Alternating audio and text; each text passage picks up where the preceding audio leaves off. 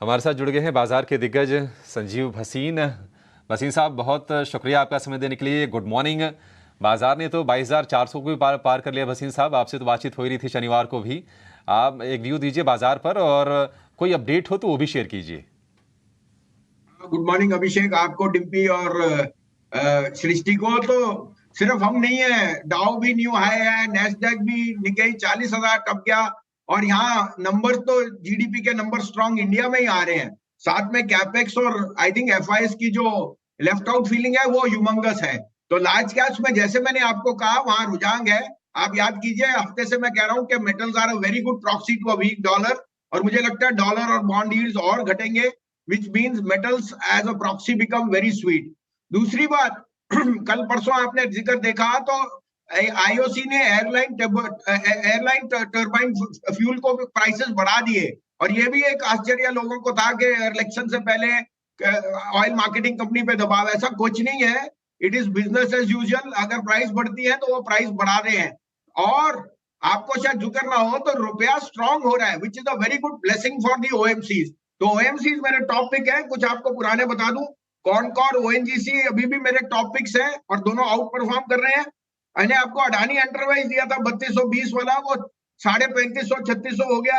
और मैंने आपको अभी भी कह रहा हूं एचडीएफसी और आरबीएल बैंक जो मेरे पास्ट है, ये आउट परफॉर्म करेंगे। आज आपके लिए 4 पिक्स हैं और मैं चारों में सोचता हूं कि अच्छा मौका है। जी। 4 इसलिए कह रहा हूं क्योंकि बुल मार्केट में आपको नए आइडिया, नई डायरेक्शन चाहिए। कुछ रेपिटेटिव है, कुछ आपको थीम्स है, लेकिन मुझे लगता है यहाँ अंडरलाइन फंडामेंटल स्ट्रांग है। हम ज्यादातर वहां फोकस कर रहे हैं अभिषेक, जहां वैल्यू भी है, लार्ज कैप भी है और आपकी एंट्री और एग्जिट भी है। Take it with a pinch of salt के यहाँ आपको 8 से 10% रिटर्न जल्दी मिल जाए तो प्रॉफिट भी बुक करना सीखिए, क्योंकि मार्केट दोनों तरफ डायरेक्शन पे है, कोई सस्ती नहीं है। बिल्कुल भसीन जी, बताइए कौन से स्टॉक्स रहेंगे फोकस में, कहाँ पे है आपकी कॉल्स? तो सृष्टि, पहला है एयू बैंक। मैंने फ्राइडे सैटरडे को भी आपको कहा था, एयू बैंक आर्ग्यूबली महाराष्ट्र को छोड़ के सारे रीजन में एक टॉप प्लेयर है, particularly in north, north east और सेंट्रल भारत। और जो उनका डिपॉजिट फ्रेंचाइज है वो सरप्राइजिंगली अपसाइड पे कैप कर रहा है, विच मींस उनकी जो कासा रेशियो है वो आने वाले क्वार्टर में बहुत स्ट्रांग है। और अगर रूरल इनकम बढ़ती है तो AU bank becomes a very good proxy play for that. 625 का पहला टारगेट है, 650 का दूसरा, लेकिन 561 का स्टॉप लॉस रखिए। दूसरा मैं आपको फिर बोलता हूं, आईओसी 195 रुपए से 165-66 आ गया। आर्ग्यूबली आईओसी के जो रिफाइनिंग मार्जिन, जो उसके बिजनेसेस हैं, आज जो आपकी मोदी जी पावर के लिए भी लॉन्च कर रहे हैं, ये सब IOC become the conduit for that. अगर आप इंडिया प्ले में एनर्जी लेते हैं, ONGC, IOC are the biggest conduit. 190 का भाव मुझे फिर वापस दिखता है। अभी आप 185 के लिए खेलिए और टारगेट स्टॉप लॉस रखिए 165। दूसरा एचपीसीएल, अगेन 600 से 505 560 में आपको मिल गया। 505 का आपका स्टॉप लॉस होना चाहिए और टारगेट होना चाहिए 550 का। HPCL again will come out with very strong numbers. और मुझे लगता है oil marketing companies because of a stronger rupee are in a sweet spot.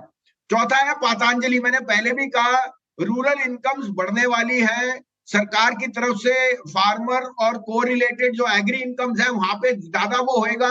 और आज की डेट में सबके पास एस्पिरेशनल पावर है। Patanjali is arguably the best aspirational play on rural incomes.